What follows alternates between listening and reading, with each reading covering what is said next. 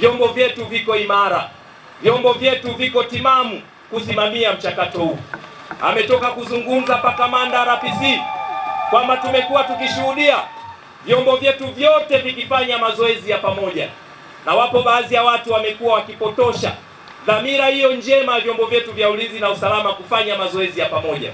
Ndugu zangu, vyombo vyetu hivi vyote vya ulinzi na usalama tulivyo navyo katika mkoa wetu wa Songwe, kazi yao kubwa ni kuhakikisha kwamba nchi yetu inakuwa salama, mipaka yetu inakuwa salama, raia wanakuwa salama, mali zetu zinakuwa salama. Na kwa kazi yao kubwa wanayoifanya, na ndio maana mimi na wewe tuko salama wakati wote. Tunalala ndani usingizi tunakoroma, lakini kuna watu wanakosa usingizi kwa sababu ya usalama wa maisha yetu.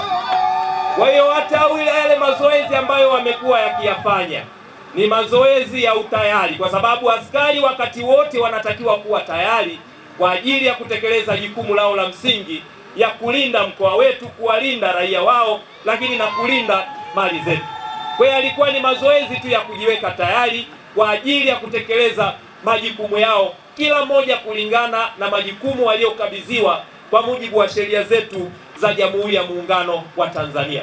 Kwa hiyo tuondoe hofu na tuondoe wasiwasi tunapoona vyombo vyetu vya ulinzi na usalama vipo vinafanya mazoezi. Ile ni sehemu ya kujiweka tayari kwa ajili ya kututumikia sisi wananchi wa mkoa wa Songwe na wananchi wa Tanzania kwa ujumla. Lakini ndugu zangu, kama nilivyohakikishia kwamba hii hali ya utulivu na amani vitaendelea kuwepo mpaka siku ya kupiga kura. Tunatambua kwamba tarehe rasmi ya kupiga kura ni tarehe 29 ya mwezi wa 10 mwaka huu wa 2025. Itakuwa ni siku ya Jumatano, lakini kwa mujibu wa taratibu zilizopo, siku hiyo itakuwa ni siku ya mapumziko kama zilivyokuwa siku zingine. Hakutakuwa na shughuli zozote rasmi za kiofisi, isipokuwa wale wenye majukumu wanaopaswa kutekeleza majukumu yao ya kutekeleza ya kiuchaguzi katika siku hiyo. Lakini sisi wananchi wengine wote ambao wamekuwa wakifanya kazi kwenye ofisi za serikali, ambao wamekuwa wakifanya kazi kwenye ofisi mbalimbali za sekta binafsi, siku hiyo kwao ni siku ya mapumziko kwa ajili ya kwenda kushiriki katika zoezi la kupiga kura.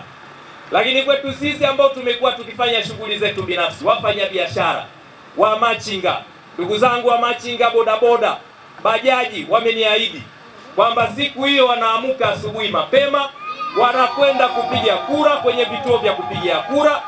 Lakini baada ya hapo watakuwa wanazunguka mitaani kwa ajili ya kuwasaidia watu wanaopaswa kufika kwenye vituo vya kupigia kura. Hongereni sana.